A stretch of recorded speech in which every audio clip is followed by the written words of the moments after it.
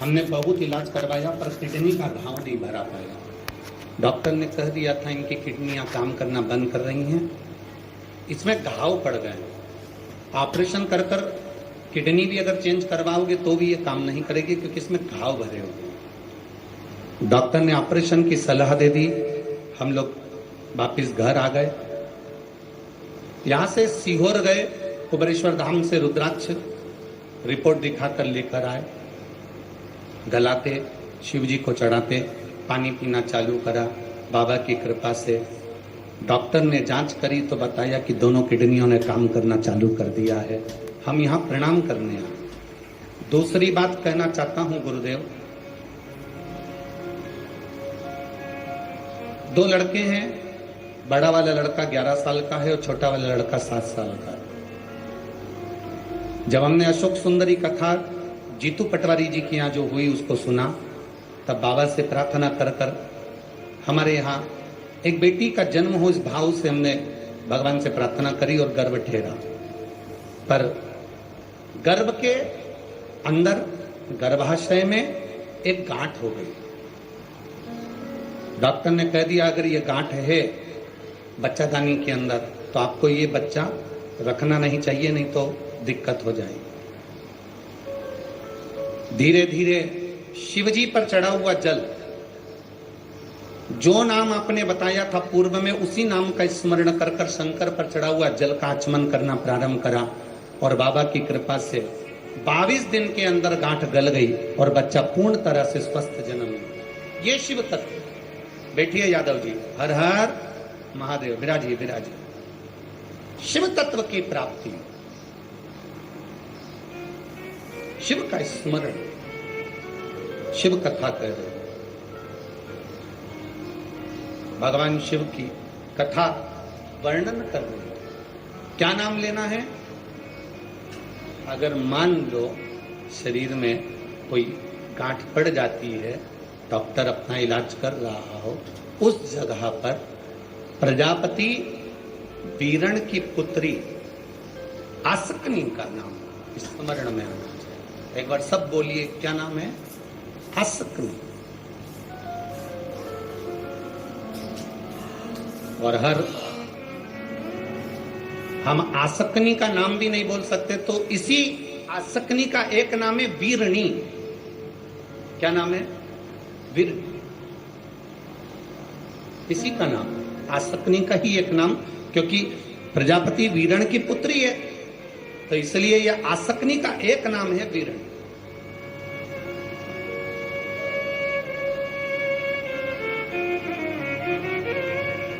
दक्ष प्रजापति से कहा आप प्रजापति वीरण की कन्या आसकनी से विवाह कर लीजिए। महाराज आसकनी से विवाह? हां, कारण दक्ष प्रजापति से कहा भगवान ब्रह्मा जी ने कि प्रजापति वीरण की कन्या आसकनी केवल ऐसी है जो मन से, अगर गर्भ से बच्चों को जन्म भी दे तो उन बच्चों को केवल जल के छींटा देकर भी हजारों अंश उत्पन्न कर सकते। वो वीरणी में, वो आसक्ति में बल है। वो बल आसक्ति में है, वीरणी में है। और अच्छे से समझिएगा, जब नारी का 5वां 6ठा महीना हो, डॉक्टर कहे बच्चे की धड़कन नहीं है, कोई कह दे बच्चे की हृदय में छेद है, हम तो यहां तक कहेंगे जो बच्चा, जिस बच्चे को, कोई बच्चा ऐसा होता है जिसको बार बार ब्लड चढ़वाना होता है, बार बार उसका ब्लड चढ़ता है, या कोई ने कह दिया इसका ऑपरेशन होगा हार्ट का, इसमें छेद है, डॉक्टर का तुम इलाज करवाते रहो, डॉक्टर को चेक करवाते रहो, क्योंकि डॉक्टर को चेक करवाते रहोगे तभी तो तुम्हें मालूम पड़ेगा कि देवादिदेव महादेव ने कृपा करी कि नहीं करी। और अगर डॉक्टर के यहाँ जाना छोड़ दोगे तो बताएगा कौन तुमको? इसलिए डॉक्टर के यहाँ जरूर जाओ, डॉक्टर से चेक भी करवाओ, डॉक्टर का इलाज भी करो, डॉक्टर की दवाई भी खाओ, पर साथ में देवादिदेव महादेव का स्मरण भी करो। एक पत्र और है।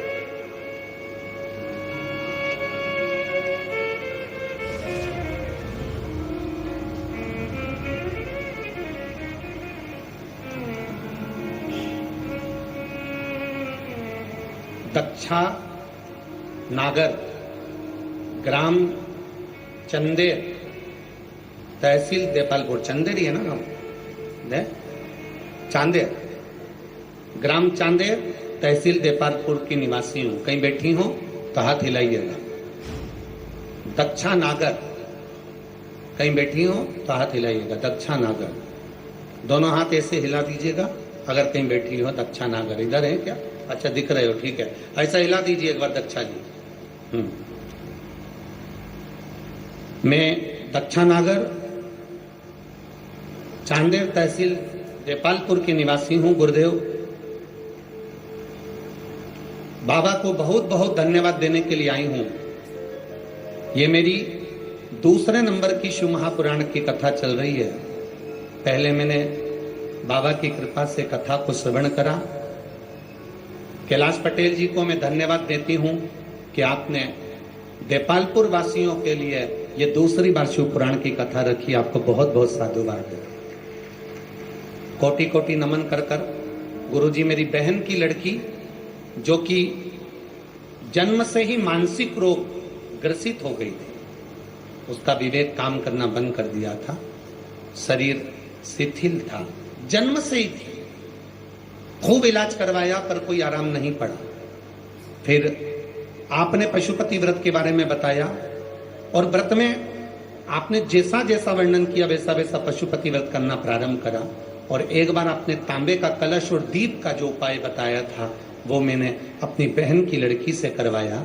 आज की स्थिति में जिसको मानसिक बीमारी थी, जो कि पूर्ण तरह से लोग उसको देखकर हंसते थे, पागल कहते थे, अब वो पूर्ण तरह से ठीक हो चुकी है। इसलिए मैं यहां पर प्रणाम करने के लिए आई हूं। शिव तत्व की प्राप्ति अर्थात, बैठिए बहन, बैठिए। श्री शिवाय नमस्तुभ्यं, बैठ जाइए। शिव तत्व की प्राप्ति का एक सुख हो हमारे लिए।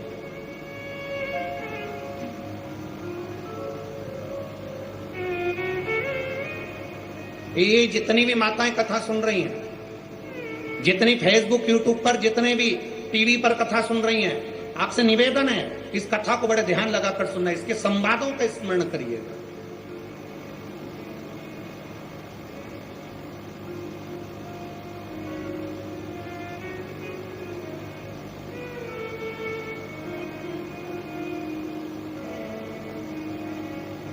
आसक्ति का स्मरण, अगर गांठ भी गर्भाशय में है और डॉक्टर बोल रहा है कि ऑपरेशन है, कराना है, डॉक्टर साहब से कहना साहब जल्दी तो नहीं है ना, 15 दिन का समय तो मिल सकता है या 10 दिन का समय तो मिल सकता है इसका ऑपरेशन कराने के लिए। फिर आसक्ति का नाम लेकर शिव जी के शिवलिंग पर जब हम बेलपत्र समर्पित करें तो ये डंडी का मुख जब हम शिव जी को चढ़ाते हैं तो इस डंडी का मुख हमेशा हम उधर रखते हैं। अब की बार आसक्ति का नाम लेकर जब हम शंकर भगवान को बेलपत्र समर्पित करेंगे तो ये डंडी का मुख शिवलिंग पर अपनी ओर रखेंगे और उसी बेलपत्र को चढ़ाकर जल समर्पित कर कर आचमन कर कर उसी बेलपत्र को लाकर घर के द्वार को पूरा खोलकर घर के अंदर प्रवेश कर कर घर के बाहर स्मरण को, शिव को याद करते हुए उस बेलपत्र को चबा चबा कर खाना प्रारंभ करिए। 10 दिन मांगिए आप कि 10 दिन के बाद मैं ऑपरेशन कराऊंगी, मना नहीं, पर एक बार मैं मेरे महादेव का नाम का स्मरण करना चाहती हूँ, एक बार शिव तत्व को जान। क्या नाम है? जम के बोलो, नाम बोलो फिर से। आसक्ति। इस नाम की मूलता का स्मरण करिए। वीरणी आसक्ति।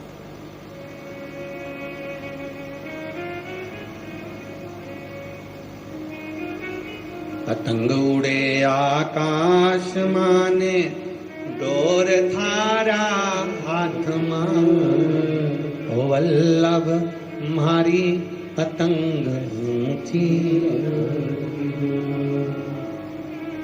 बाबा हमारी पतंग ऊंची आसक।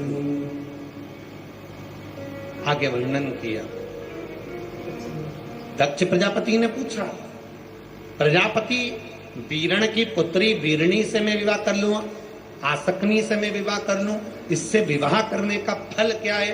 तो कहा वीरणी में, आसकनी में वो बल है कि आसकनी जब हाथ में जल लेकर केवल अपने गर्भाशय से जो संतान उत्पन्न हो उस पर मात्र जल का छींटा भी दे दे तो जितने जल के छींटे पड़ते हैं उतने संतान को वो प्रकट कर सकती है। इतना तप का बल उस आसकनी के अंतर्गत है। दक्ष प्रजापति की 2 धर्म पत्नियां थी, वीरणी और प्रसूति।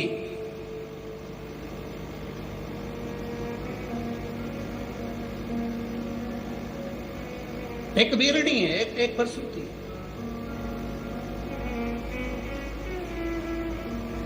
दो है।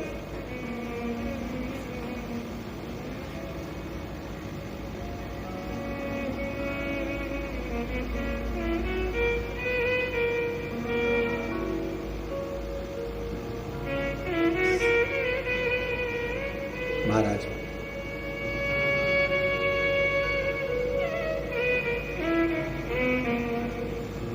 जब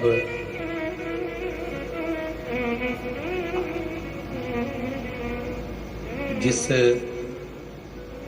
गौ माता को आपने घर में पाला है, जिस गौ माता को आपने घर में रखा है, जिस गौ माता की सेवा आप कर रहे हो, और मान लो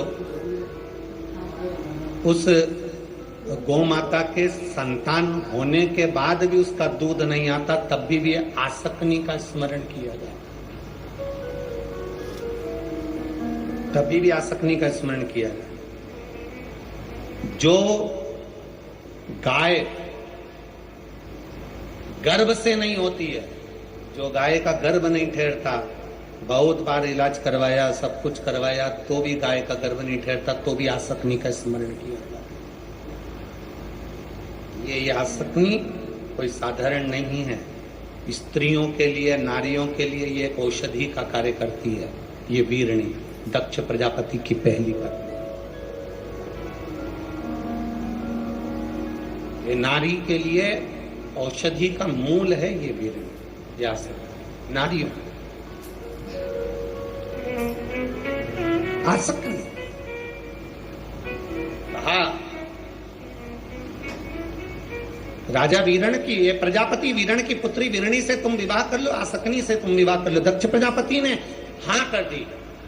विवाह की तैयारी हुई, वीरणी के साथ विवाह भी हो गया, आसकनी के साथ विवाह भी हो गया। विवाह होने के बाद संतान की प्राप्ति होना प्रारंभ हुआ और महाराज वीरणी के गर्भ से 10,000 पुत्रों का जन्म हुआ और धीरे धीरे फिर 60 कन्याओं का जन्म हुआ। जब 59 नंबर की कन्या उसके गर्भ से प्रकट हो गई थी और 60वीं कन्या को जवाना था, तो वीरणी ने भगवान शिव की आराधना की और भगवान सूर्य की आराधना करी, माँ दुर्गा की आराधना करी, भगवान नारायण की आराधना करी, भगवान श्री गणेश की आराधना करी।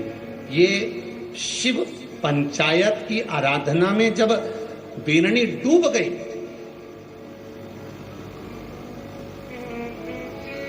वीरणी जब डूबी है शिव की आराधना में, दुर्गा की आराधना में, गणेश की आराधना में, भगवान विष्णु की आराधना में, सूर्य की आराधना में, ये शिव पंचायत है। इस शिव पंचायत की आराधना में जैसे वीरणी डूबी और जब डूबती जाए, आसक्ति डूबती जाए, भगवान की संकीर्तन भजन में डूबती जाए, तब दक्ष प्रजापति भी उनके साथ तप में लीन हो गए, साधना में लीन हो गए। मां दुर्गा ने सूर्य नारायण भगवान के कहने पर, भगवान नारायण के कहने पर, भगवान देवादिदेव महादेव के कहने पर मां दुर्गा ने आकर पूछ लिया, शिवा ने आकर पूछ लिया। और मां शिवा ने आकर जब पूछा, मां दुर्गा ने आकर पूछा, आसक्ति दक्ष प्रजापति, तुम और तुम्हारी धर्म पत्नी आखिर चाहती क्या है, क्या चाहते हो? कहा कुछ नहीं मां, बस आपके जैसी एक कन्या और प्रकट हो जाए।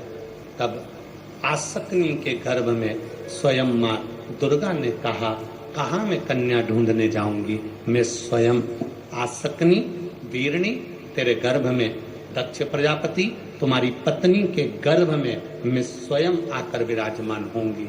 जब आसक्नी ने तप कर कर माता से वर प्राप्त कर लिया, दक्ष प्रजापति को भगवान ब्रह्मा ने रोक लिया और ब्रह्मा जी ने रोक कर कहा, सुनो दक्ष प्रजापति, तुम्हें एक विवाह और करना है और वह विवाह मनु शत्रुपा की कन्या प्रसूति के साथ करना है। दक्ष प्रजापति ने एक विवाह माता प्रसूति के साथ करा। प्रसूति जो 9 वर्ष की अवस्था से भगवान की आराधना में डूबी रहती थी, तब साधना में डूबी रहती थी, वो प्रसूति इतनी भगवान की आराधना में डूबी रहती थी। जब देखा वीरणी ने प्रसूति को, कि प्रसूति को जब देखा तो इसके गर्भ से भी संतानों के जन्म हुए, इसके गर्भ से भी संतान हुए।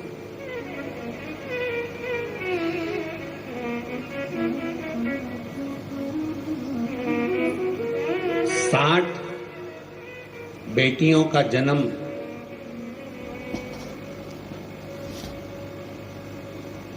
वीरणी के गर्भ से हुआ। 24 बेटियों का जन्म प्रसूति माता के गर्भ से। अब एक बेटी जो वीरणी के गर्भ में है, प्रसूति के गर्भ में है, वीरणी के गर्भ में है, आसक्नी के गर्भ में है, और प्रसूति ने तप साधना करना प्रारंभ करा। ऐसा तप, ऐसी साधना करी, ऐसी साधना करी कि वीरणी का मन हो गया कि मेरे गर्भ में जो माँ आदिशक्ति, माँ दुर्गा, माँ शिवा मेरे गर्भ में आ रही है, वो इस प्रसूति के गर्भ में विराजमान हो। आपस में स्नेह बहुत था और आधा गर्भ माता प्रसूति का जो कुछ महीने थे वो आसक्नी के गर्भ में रहे और कुछ महीने माता प्रसूति के गर्भ में रहे। तब माता प्रसूति के गर्भ से जिस कन्या ने जन्म लिया उसका नाम सती हुआ, तब उसका नाम सती प्रकट।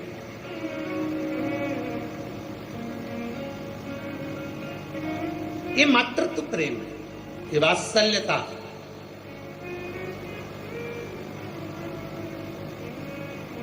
जितनी माता प्रसूति के प्रति माता सती का प्रेम है, उतना कि उतना प्रेम माता सती का वीरणी के प्रति।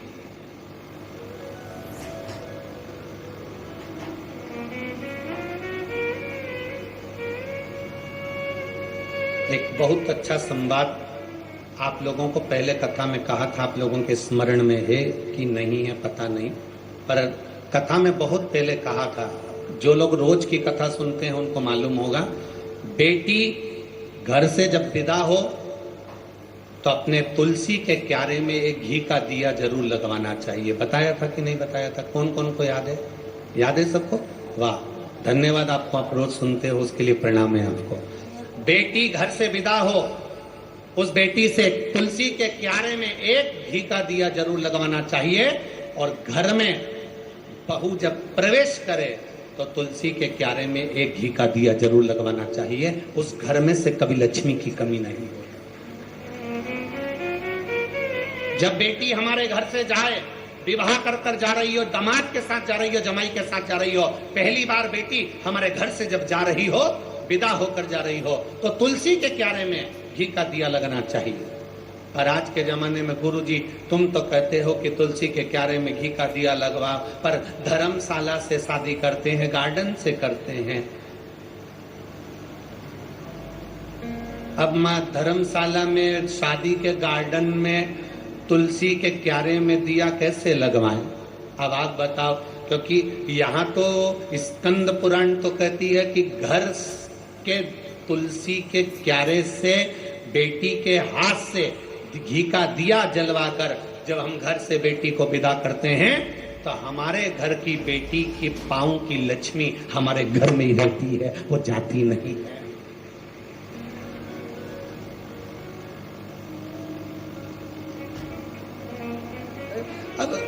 पहले के जमाने में घर से बेटी विदा होती थी तो उसके गर्भ से जो संतान होती थी उसका लगाव नाना नानी के प्रति थोड़ा ज्यादा होता था। अब होटल से बेटी विदा होती है तो उसके गर्भ से जो संतान होती है उसका लगाव होटल से जरा ज्यादा होता है।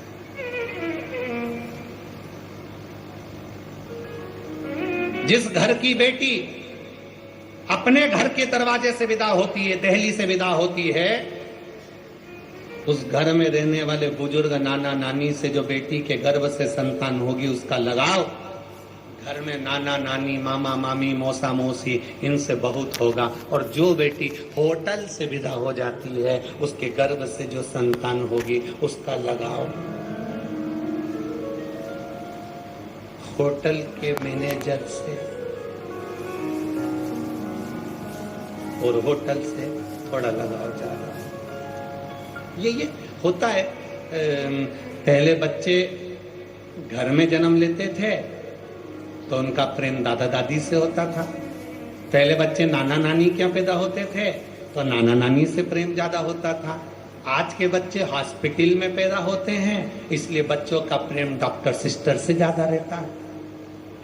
हर 2-4 दिन में बीमार हो जाते हैं, हॉस्पिटल लेकर जाओ। बच्चे भी ऐसे